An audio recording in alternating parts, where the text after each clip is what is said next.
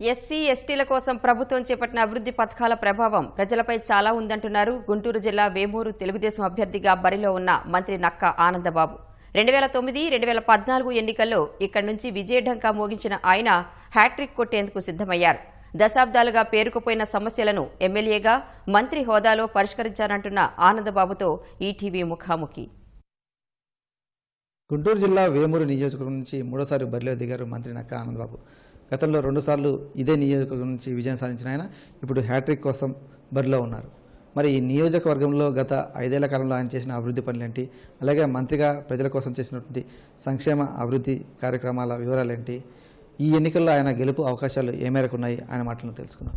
Sir నమస్కారం అండి. ఎట్లా ఎన్నికల్లో విజయ అవకాశాలు ఏ మేరకు ఉన్నాయి, ఎట్లా ప్రజల్లోకి వెళ్తున్నారు? ఈరోజు మూడోసారి ప్రజల మధ్యకి మళ్ళా తెలుగుదేశం పార్టీ అభ్యర్థిగా పోటీ చేస్తూ వారి మధ్యకి వెళ్తున్నప్పుడు గతంలో కూడా ఎప్పుడూ చూడనటువంటి ఒక అభిమానం ప్రజల నుంచి ఎదురవుతూ ఉంది. ఒక ఆత్మీయత కనబరుస్తూ ఉన్నారు. జనరల్గా అధికారంలో ఉన్నవాళ్ళు ప్రజల మధ్యకి వెళ్ళినప్పుడు ఎక్కడో చోట కొంత నిరసనలో నిట్టూర్పులు వినపడతా ఉండేవి. కానీ ఈసారి అది లేదు. ఎంతో అఫెక్షనేట్గా ఒక అనుబంధంతో ఆహ్వానిస్తూ ఉన్నారు. ప్రజల మధ్య ఉండి ప్రజల కోసం సేవ చేసే వాళ్ళకి, వాళ్ళ యొక్క యోగక్షేమాలు ఆలోచన చేసే సేవకులకి ఖచ్చితంగా గుర్తింపు ఉంటుంది అనేది దీన్ని బట్టి అర్థమవుతూ ఉంది. లంక గ్రామాల్లో భూములకు సంబంధించి రైతులకు పట్టాలు ఇప్పించడం చాలా కాలంగా వాళ్ళు ఎదురు చూస్తున్నటువంటి సమస్య. అది వాళ్ళకు ఒక విధంగా న్యాయం జరిగింది. అలాగే లిఫ్ట్ ఇరిగేషన్ స్కీమ్ ఒకటి, దానికి సంబంధించి డబ్బులు నిధులు విడుదల చేయడం, ఇవి మీరు సాధించిన విజయాలుగా చెప్పుకోవచ్చా? నాకు వ్యక్తిగతంగా కూడా ఎంతో ఆత్మసంతృప్తిని కలిగించేటటువంటి అంశాలు ఇవన్నీ కూడా. పోతార్లంక ఎత్తిపోతల పథకం 5,000 ఎకరాలకి సాగునీరు అందించే పథకం. మొట్టమొదటి ఆ పథకం అనుకున్నప్పుడు దాని ఎస్టిమేషన్ వాల్యూ 2 కోట్ల రూపాయలే.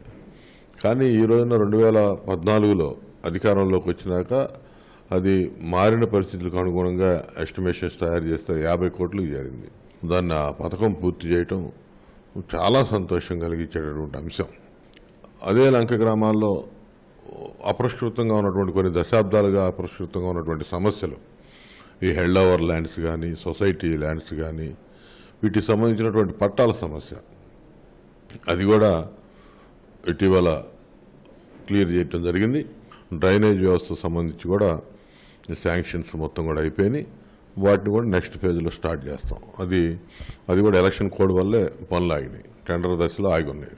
దళితులపై ప్రత్యేకంగా దృష్టి సారించి వాళ్ళ వార్డులు అభివృద్ధి చేయడం, లేకపోతే దళిత ఉప ప్రణాళిక ఇచ్చిన నిధులు కేటాయించడం, సిమెంట్ రోడ్లు అభివృద్ధి చేయడం, దీనివల్ల ఎలాంటి అభివృద్ధి ఆ ప్రాంతంలో జరిగింది, అలాగే వాళ్ళ అభ్యున్నతికి ఎలా ఉపయోగపడింది, వాళ్ళు ముందుకెళ్లేందుకు?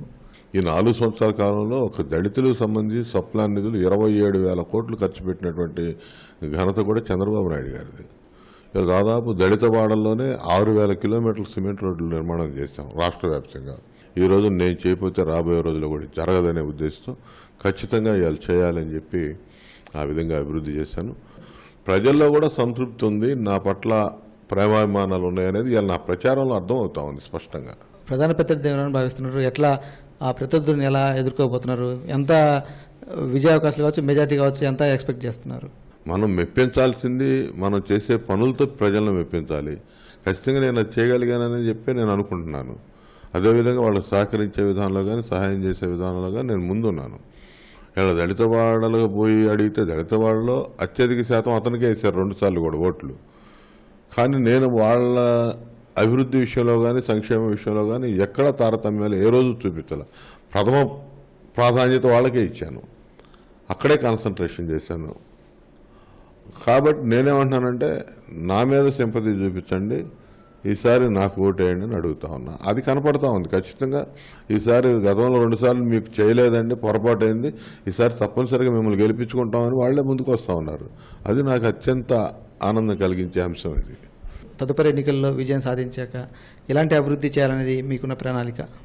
ఇప్పుడు మౌలిక వస్తువుల కల్పన మీద ప్రథమ ప్రాధాన్యత ఇవ్వాలి.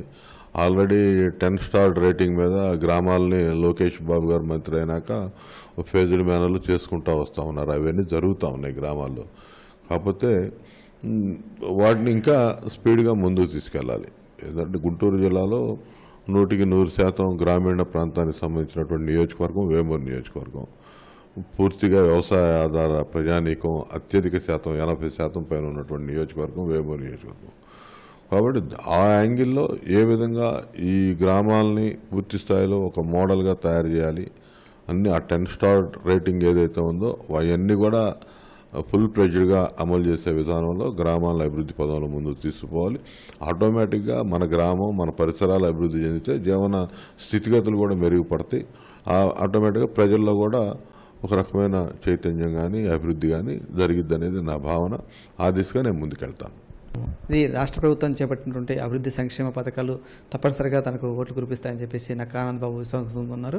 అలాగే వేమూరు నియోజకవర్గంలో తాను చేసిన అభివృద్ధి పనులు, అలాగే సంక్షేమ పథకాల అమలులో చూపించిన చొరవ, దశాబ్దాలుగా పేరుకుపోయిన సమస్యలకు చూపించిన పరిష్కారం, ఇవన్నీ కూడా మూడోసారి తనకు విజయం తెచ్చిపెడతాయని చెప్పేసి ఆయన ధీమాగా ఉన్నారు. కెమెరామెన్ అలీతో పూర్ణ చంద్రశేఖర్, ఈటీవీ న్యూస్, వేమూరు, గుంటూరు జిల్లా.